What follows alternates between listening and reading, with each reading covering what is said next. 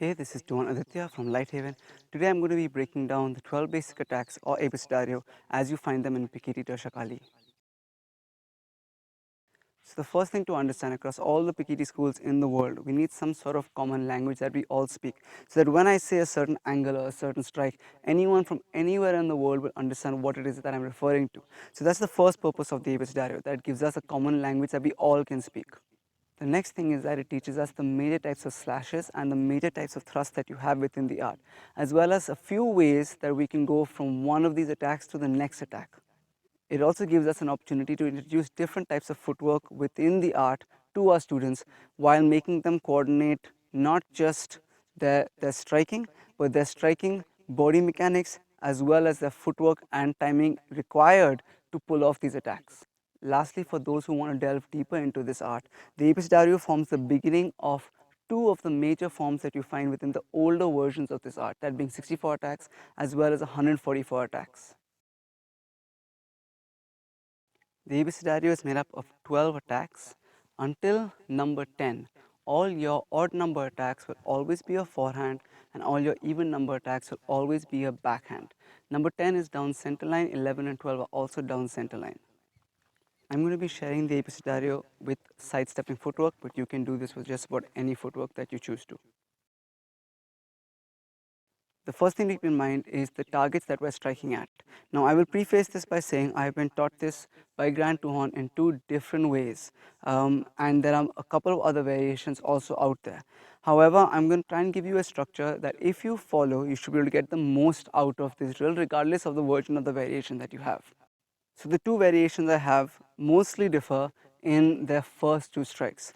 The first variation and the most common variation is that my first and second strike, my strike 1 and strike 2 are horizontal strikes, either to the neck or to the temple. The other version is that the first two strikes are diagonal strikes to the collarbone. So you can do either of. So that's temple, temple. As I load this back onto my forehand shoulder, every time I load it back onto my forehand shoulder, I am going to be striking out, hacking with my live hand. Now, do not extend this too much. Just imagine you're striking your opponent with this sort of ridge hand, this hacking motion. Temple, temple, hack. 3 and 4 are elbow, elbow, again hack and load by my hip. Number 5 is me doing a low thrust to the groin. Now before I do number 5 to the groin, I've gone 4. Oftentimes you see this scooping motion with the live hand and then a thrust. Now from here I'm going to do number 6 is from the collarbone all the way down to my opponent's toe. So I'm cutting right across my opponent's body. From here I'm going to load and hack again on my forehand side. Hack number 7 is to my opponent's knee. From here number 8, I'm going to load this. Now there are two ways of loading this also. Either you load it by opposite hip with my tip facing my opponent, or you can load it a bit higher. The choice is up to you. Number 8 is a reverse thrust. Now the way I was taught that the target is my opponent's armpit, but I've also seen it taught as a thrust to my opponent's heart. You can do either of them. So number 8, I'm going to pull this back, hack with my live hand and load for number 9 somewhere near my ear. Now number 9 also I was taught is to the throat, but I've seen it also taught to the heart. So it's up to you. From here number 9 all the way down. As I go down, I'm going to slap my own bicep. From here number 10, I'm going to be dropping that stick down almost like a Wittig. This is an easier way of me doing this. There are a couple of different ways that you can apply this, but just for the sake of teaching it, it's almost like you can think of it almost like a Wittig going down and then an umbrella around your head. So Wittig going down and then an umbrella behind your head till it comes to the center of your head, and then I'm going to cut straight down from 12 o'clock to 6 o'clock. So I've gone 9, down, 10. Now from here I'm going to take a step back. The way I was taught is that I put my hand on the back of my stick, on the back of the blade, and you can pretend almost as if someone's stepping on it. I'm pulling it out from someone's leg and then striking to the bridge of the nose.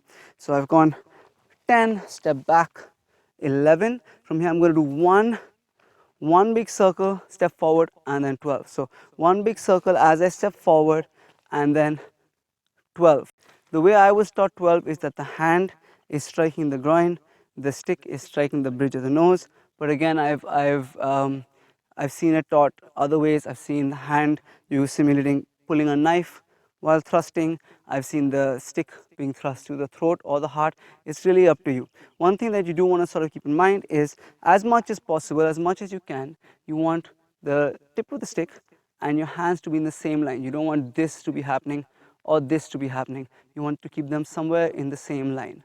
Now that we've gone over the targets and what your live hand is doing, you want to be very careful about the next two things. The first is loading positions, and the second is edge or alignment of the tip, edge alignment or the tip alignment. For all the slashes on our forehand, we're going to be loading the stick on our shoulder. For all the slashes on our backhand, we're going to be loading the stick on our opposite shoulder. For the thrust number 5, the stick is loaded by my hip. Don't have the tip facing down. I always want the tip facing my opponent. Thrust number 8 can be by my opposite hip or slightly further up. Again, tip facing my opponent. Number 9, I like to have the stick somewhere around my ears. Again, tip facing my opponent.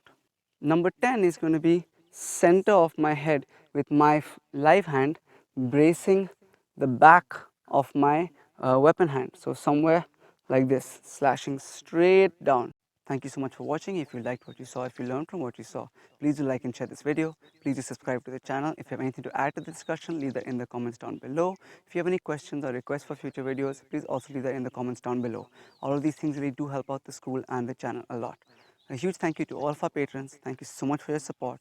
If you would like to know more about our Patreon page, check out the link I'm going to leave in the description down below. Lastly, our online class is up and running. Our residential program is up and running. To train with us, check out the email address I'm going to leave in the description down below. Thank you guys so much for watching, and see you in the next video.